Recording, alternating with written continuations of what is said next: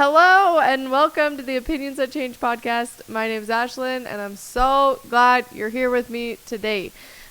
We will dive into our subject in just a minute. I wanted to talk about a couple of things that have been going on the past couple weeks. So I grew up in Spokane, Washington, and if you don't know, there have been some really, really bad fires there.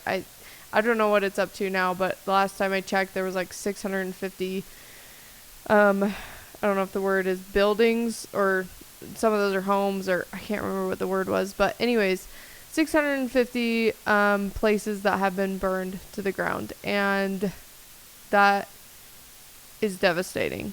I very much grew up in a household where kind of had the attitude of like, you don't take stuff with you when you die, and that's true.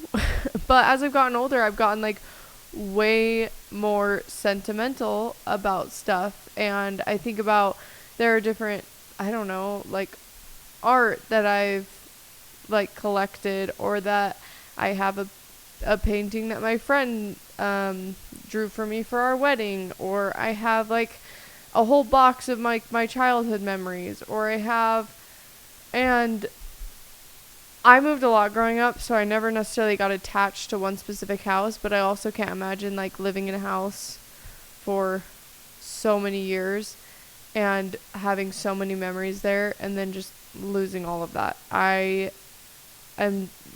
just heartbroken for everyone that is going through this. I know there are many places up in Spokane that you can like drop donations off to and all of that. I'll try to post them to my Instagram. Somebody shared them the other day.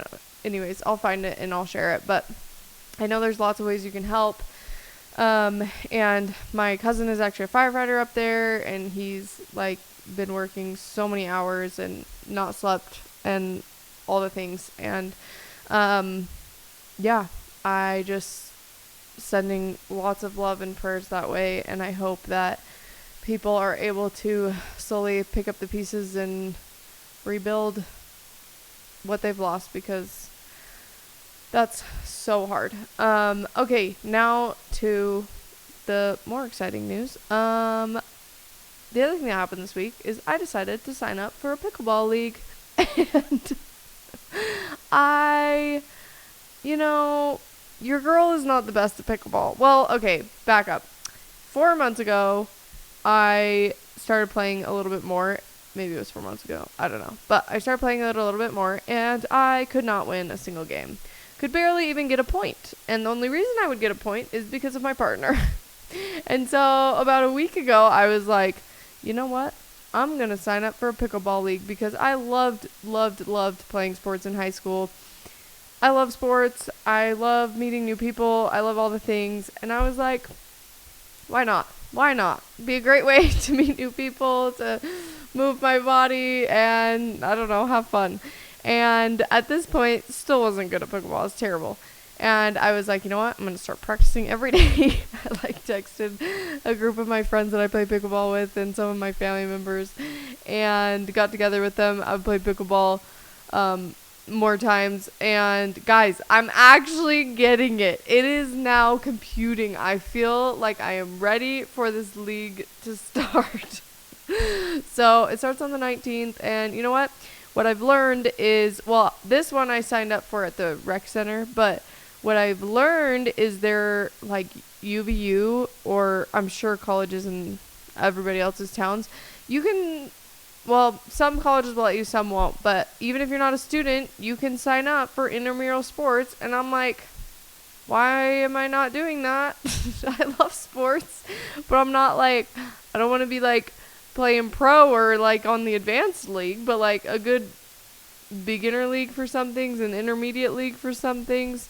I love it. So anyways, there's your little encouragement to go sign yourself up for something, because life's too short. I'm like, you know what? I might suck at pickleball now, but you guys just wait. I'm going to be really good. So anyways, I've been looking forward to that, and I'll let you all know how it goes.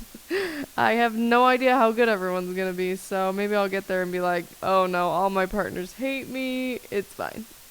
It's fine. Okay, let's dive into our topic today. And I wanted to do one on decluttering your life. And the 3 places I'm going to focus on is decluttering like physical stuff in your house, decluttering your phone, like social media, notifications, all that stuff, and then decluttering your schedule and your calendar and what you got going on in your life, because I think we're all a little too addicted to busy, especially here in the Utah area. We love to be busy and we like to talk about how busy we are. And I am not exempt from that because I am way too busy and I need to chill out. Okay, so first and foremost, decluttering your house. So when we moved into a trailer, which I did a whole episode about, I realized I don't think I talked too in depth about decluttering. So we ended up selling like all of our stuff. Not all of it. We had stuff in like our garage and stuff, but we sold a lot of stuff. And we did an indoor garage sale. I sold bajillions of things on Facebook Marketplace. Never wanted to touch Facebook Marketplace ever again. Hated it. And we lived in a fifth wheel, and nothing makes you declutter more than living in a fifth wheel, let me tell you. I thought, oh, this will be great. I'll have to like clean less. Everything will be more clean. No, it's less clean because you don't have anywhere to put anything. So it was actually really hard because like, everything felt messy all the time because there's just, I mean, we had 6 of us living in a fifth wheel. You can only minimize so much stuff. So that was tricky. But yeah, I now, after we've moved out of that, shifted out of living in a trailer. Can I say words? We moved into a house, and now we've moved to a different house since then. But oh, that's one tip for decluttering: just move a lot, and you'll have to declutter often. No, but I think what's really helpful is just I try to go through my kids' rooms like once a month or more than that, and you know, sometimes depending on their age, I go through without them because they're not gonna remember they're really not gonna remember some of the toys. The only time they do remember is when I accidentally store it at a place downstairs where they see it and they're like, oh. So what I'll do is I actually just did this to the boys' room. I was like, this is driving me nuts. They dump out every single bucket every day. I'm going crazy and I'm just fighting them to clean it up every day. And so I was like, you know what? It's summer. They don't need a bunch of toys. They are so creative and have great imaginations, and nothing builds a kid's imagination more than them being bored. So I decided this is all going in the basement. So I took it all to the basement, and the only time they've asked for something is when they go to the basement and they see it. Other than that, I left like a bucket of magnetiles. If you don't have magnetiles, that's the gift that keeps on giving, man. We have had those for 6 years now, or 5 years now, and they play with them still every single day, I'm pretty sure. So if you want a toy that will get use out of it, get yourself some magnetiles, because any age can play with those, and they can play with them forever. So that is our like gift probably every single year for Christmas, because we just keep adding to it, and they also break some. But so I left the magnetiles, and I left a box of train tracks. That was it. The rest of it I put in the basement because all the little teeny tiny little toys and random things, and I don't want it. So anyways, you could store it away, and then if your kids are really begging for something, or like they remember something that, or mom, where did this go? Then sure, you could bring it back up. But besides that, just get rid of it. There will always be more birthdays, more Christmases, more things, or you could rotate the toys, or whatever you need to do. But my vote is you just get rid of it, because let me tell you, when we moved here, I had a giant pile of stuff in our basement that I had posted probably half of on Facebook Marketplace. And like I said before, I hate posting things on Facebook Marketplace. But I saw this quote that really helped me just decide to just finally take it all to DI. And the quote said, I can't remember exactly what it said, but it was something along the lines of, you lost the money when you decided to spend it. Because I feel like we hold on to stuff because they're like, well, but we could sell this and we could make money, or like, but I paid this much for it, so I want to get something out of it. And it's like, I hate to break it to you, but when you decided to buy that thing, that's when you lost the money. Okay? You're not losing the money again just because you're deciding to get rid of it. And that really hit me, because the amount of energy and space in my brain that I have spent thinking about that pile of stuff, or the amount of messages from Facebook Marketplace. I mean, if it's something I can sell for over $50, then I'll keep it and try to sell it. But if it's less than that, it ain't worth my time. And also, I would argue that when you do decide to just finally get rid of it, you are way more aware of what you're spending your money on. Like, my motto now is, if it's not a hell yes, then it's a hell no. I'm not going to buy it unless I'm absolutely sure I want it. That goes for trying on clothes. That goes for whatever it is. If it's not for sure, it's a no. So, yeah, that is, I've also seen tips of people who will just leave a box out, and as they see something that they never use, they'll throw it into the box, and then once a month they take the box to DI or whatever it is. So, yeah, there's so many tips for getting rid of stuff, but I just feel like everything in your home is something you have to take care of, you have to put somewhere, you have to move it, you have to think about.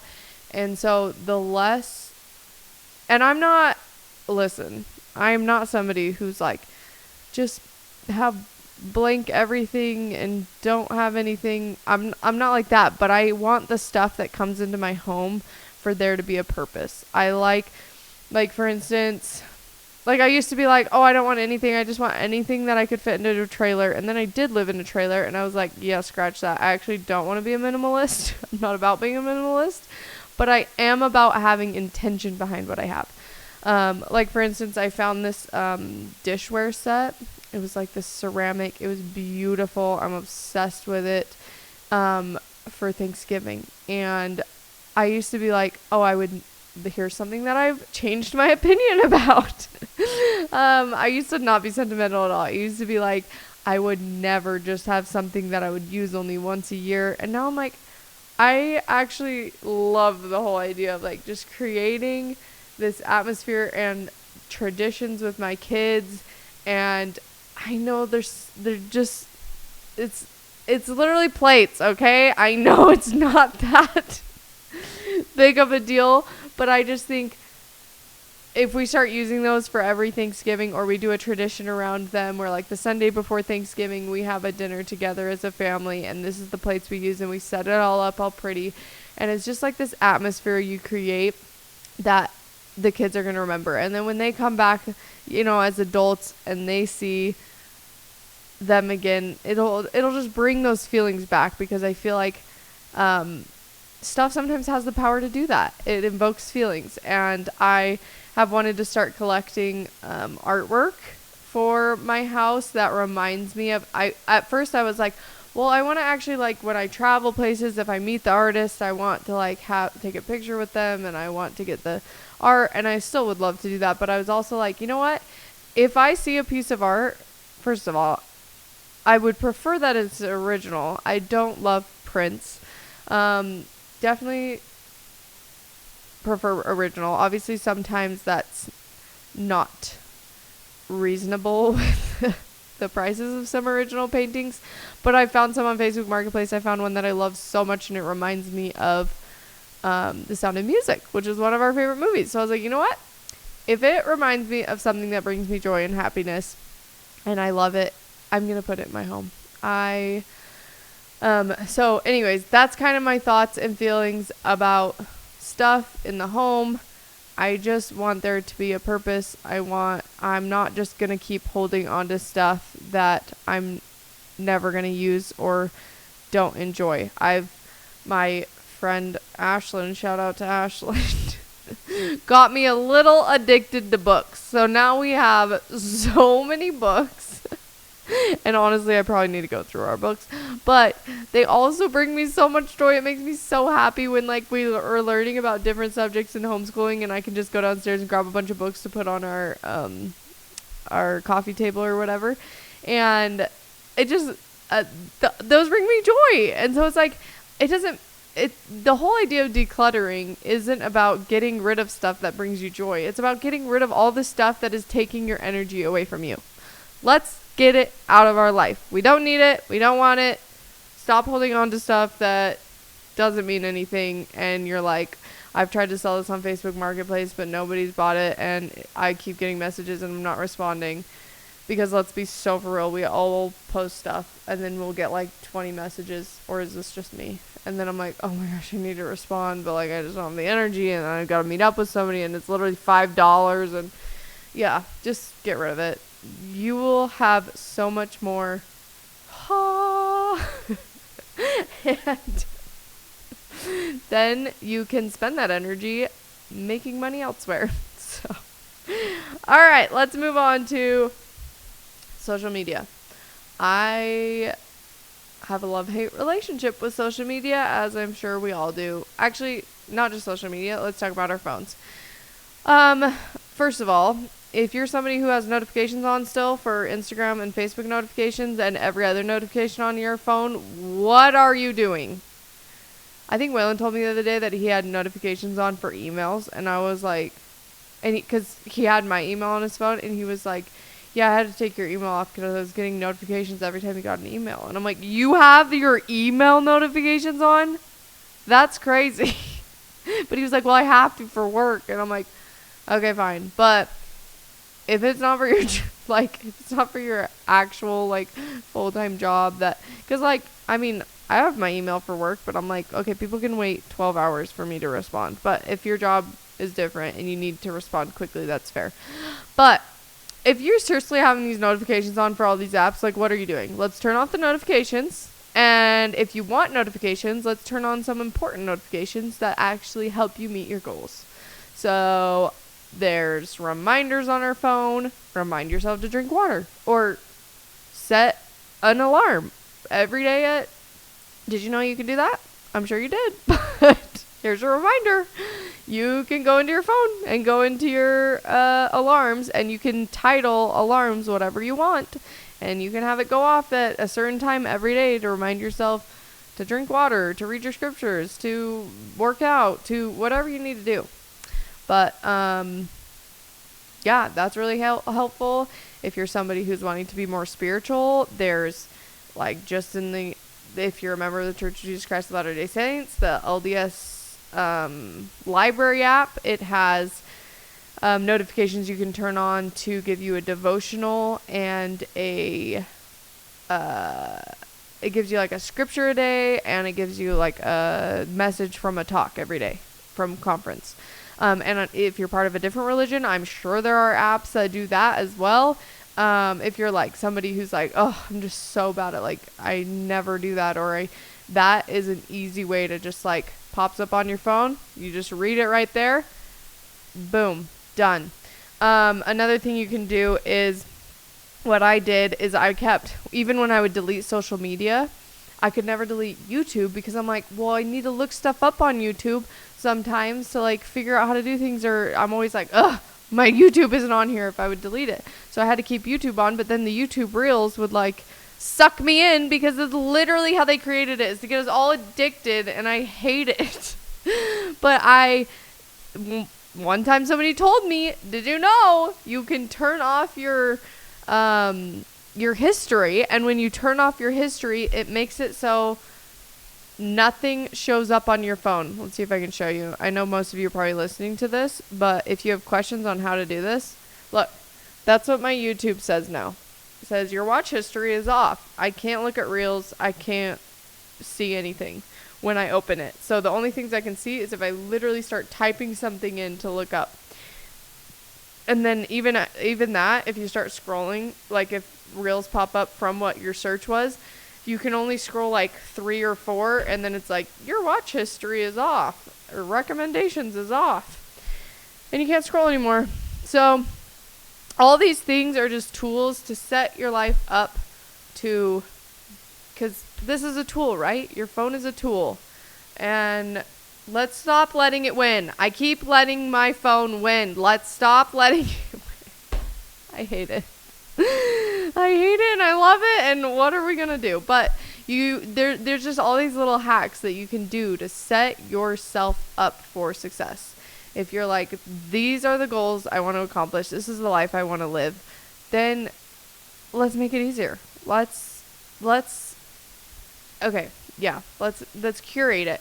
And that leads me to social media. Curate your social media to, if you're like, oh, I'm always on there and my algorithm is showing me this or showing me that. Well, what do you want it to show you? Do you want to be motivated? Do you want to see healthy foods, like recipes? What are you trying to do in this phase of your life? And start changing the algorithm. You can literally click and say, don't show me this again, or click and show me more of this, or I'm pretty sure you can do that. Or just comment on things that you want to see more of, and unfollow people. I know social media is different than it was like even 5 years ago. You can't just like you can't just only see the things of people you want to follow and then unfollow who you don't want to see, because you just randomly see random people on reels. But as far as like stories go and all those things, if there's people in your life that you're like, oh my gosh, they are, I mean, there was times in my life when I had to mute certain friends because I was sitting at home potty training 2 toddlers and feeling sorry for myself, and had 3 kids in diapers or whatever it was, and my life just looked like chaos because that was the season of life I was in, and I had to mute some friends because every time I'd see their stuff, I'm like, oh my gosh, why is my life? How are they going to all these amazing places and I'm sitting at home like, well, my kids are pooping on the floor and breaking my windshields and my TV, and I think that's totally fine. So go on and mute people if you need to for a season of life, and they honestly, I'm sure your friends would honestly understand. They're like, yeah, I get it. And if they don't, well, that's fine too. Also, they'll probably never know, so it doesn't matter. Or if it's just like random influencers, just unfollow them. You don't need to follow them, okay? I promise you they're okay. And follow people who inspire you and get you to where you want to go. So yeah, go through and declutter your social medias, declutter your phone, get rid of apps, and what I need to do is declutter my pictures, because let me tell you, I was so excited to get a new phone. I just got a new phone, like, I don't know, a couple weeks ago, because I was like, oh my gosh, my storage is running out. It's always running out, and blah. And I'm like, it's fine. I'll get a new phone, and then I'll just, like, not transfer all the photos, and I can put them on my computer, and then voila, I have, like, a new phone. I don't have to transfer all the messages. I don't have to transfer all this. No. Apparently, I can't just transfer certain things. Or maybe I'm dumb and don't know how to do it, but I couldn't figure out how to just transfer, like, my contacts. So everything just got transferred to my phone again, and I'm going to run into the same problem, so I need to declutter my pictures. But yeah, I feel like there is so much power in this device. Your phone can do so much damage, or it can do so much good, and let's set ourselves up to do so much good. All right.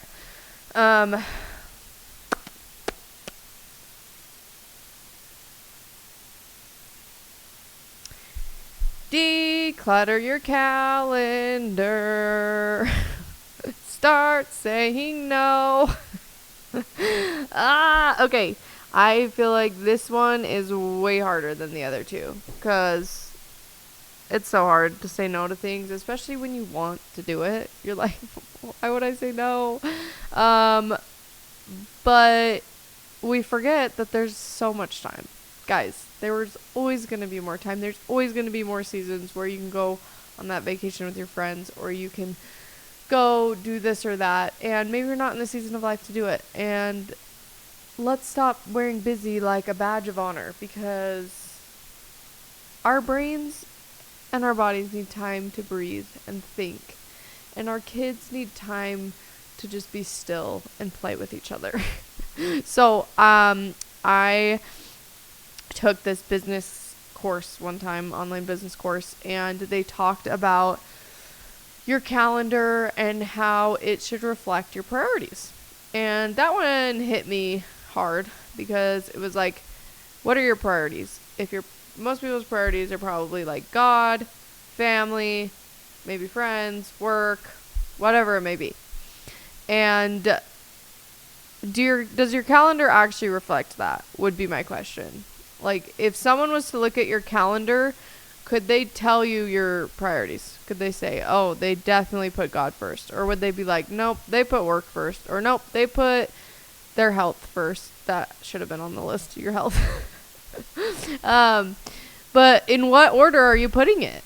Where is your time going? If someone was to look at your life and see what you spend your time on and look at your calendar, I think we need to start scheduling more things. That was very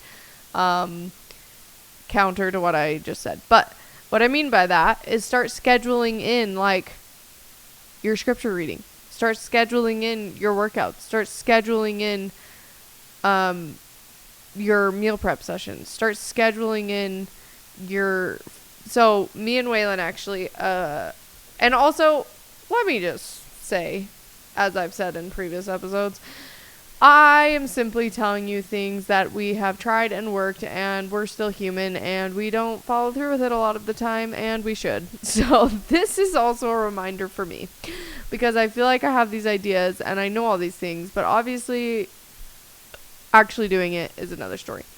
But hopefully this is just an extra reminder, because I feel like the repetitiveness of it just gets us one step closer to actually like following through and continuing something.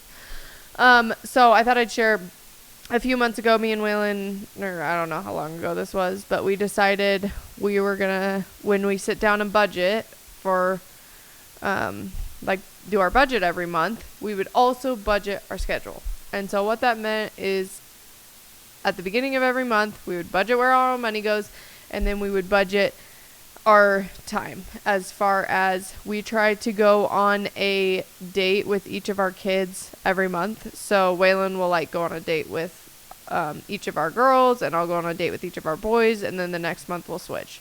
So once a week, about one of us is going on a date with one of the kids. And we wanted to do that for one-on-one time, and I can go into that on another episode. But so we wanted to do that. We wanted to start going to the temple once a month together. We wanted to go on another date with each other. We wanted to start having family home evenings. And I found that when we didn't actually plan anything for family home evening, it didn't happen. So when we would budget our money, we would try to budget our time.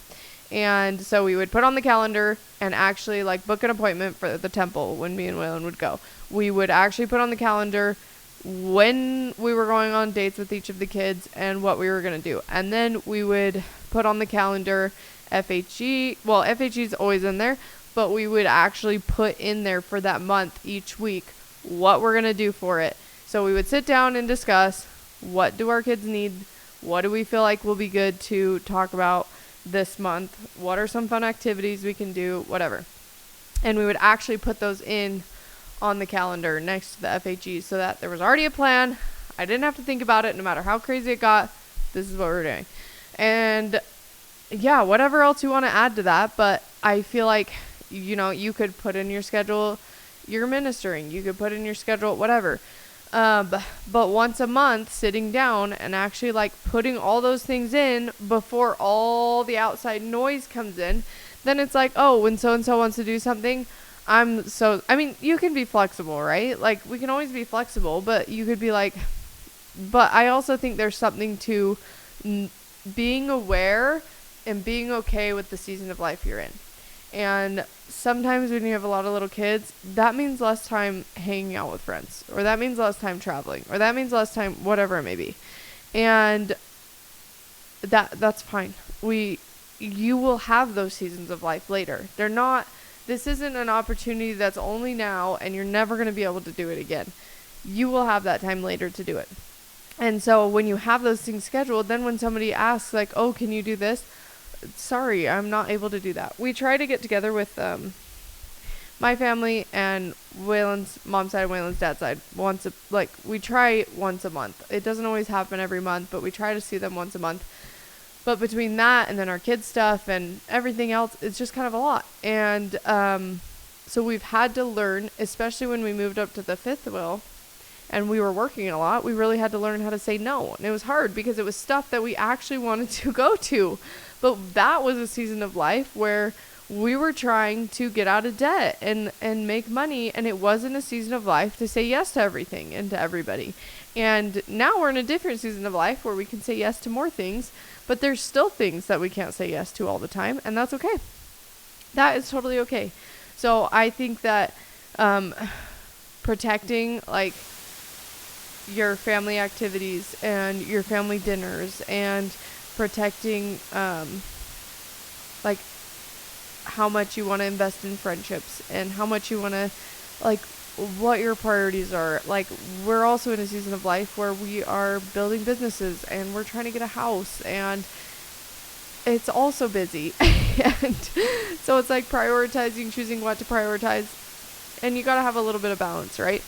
But spending intentional time with God, like that always needs to be a priority. Spending intentional time with your family, that always needs to be a priority. I remember in middle school, I had this teacher who did this demonstration. I'm sure many of you have seen it, but it was basically like he put the rocks in the jar, or he put the rocks in the jar, then he put the rice in the jar, then he put some sand or something in the jar, and then he put water in the jar.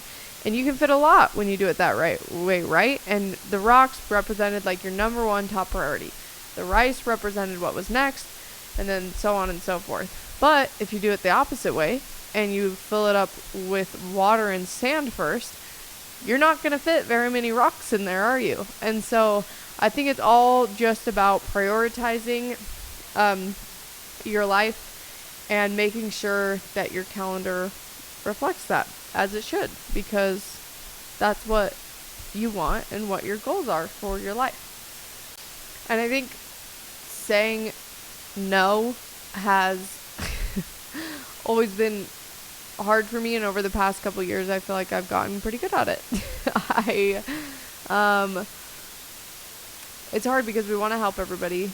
We don't want to disappoint people, and we don't want to miss out on opportunities. But at the end of the day, every yes is a no to something else. So if we're saying yes to something, but now we don't have time to work out, we're saying no to our health. So everything comes at a cost. And as I've learned that, I've just decided what I want my life to look like. And my husband and my kids are my priority. And then whatever extra I have after that, then I can give to family and friends and all that.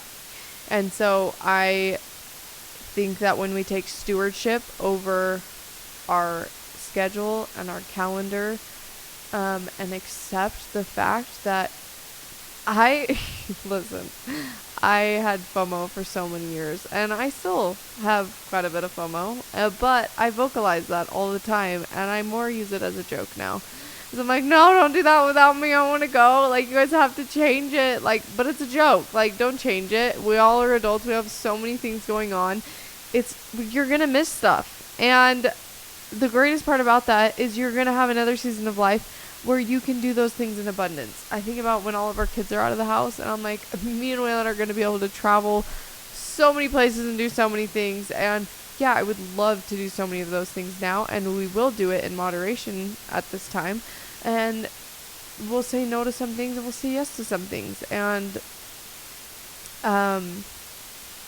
it just brings so much peace and power when you know that you are taking ownership of your calendar in your life and not allowing other people to dictate what your calendar looks like. So this week, pick one area to declutter, whether it's a closet, a drawer, whether it's deleting apps, whether it's just sitting down and looking at this month's calendar, saying no to somebody, whatever it is,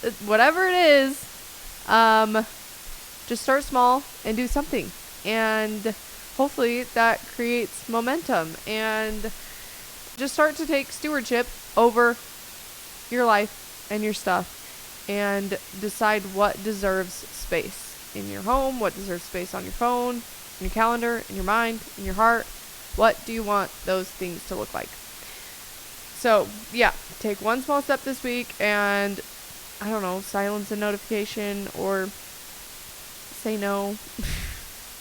Have just an evening with your family. Say no to somebody even when you don't have anything quote unquote planned, or put in your calendar family day. That's your plan. Your plan is to be home with your family, whatever it is. And yeah, let me know how it goes, because I love to hear all the feedback and stories, and I love you all. I hope this was helpful, and please subscribe, like, comment, whatever. I'm going to hopefully start clipping things more and sharing more things on my Instagram as my kids start their private school. But yeah, you guys are the best. I'm so grateful you're here, and I love. I've had a few people come up to me this past week and tell me how much they love their podcast. Love their podcast? My podcast. And I'm always like a little like embarrassed, because I'm like, oh my gosh, if this was up to me, only strangers would listen to this. But in all honesty, I am so grateful for the support. I'm so grateful when you guys come and tell me or text me or whatever what you like about it or how it's helped you in any way. It really helps me keep going, because this is honestly a lot more effort than I thought it would be, but I also really enjoy it. So yeah, thank you for being here, and let's let some opinions change. I'll see you next week. Bye.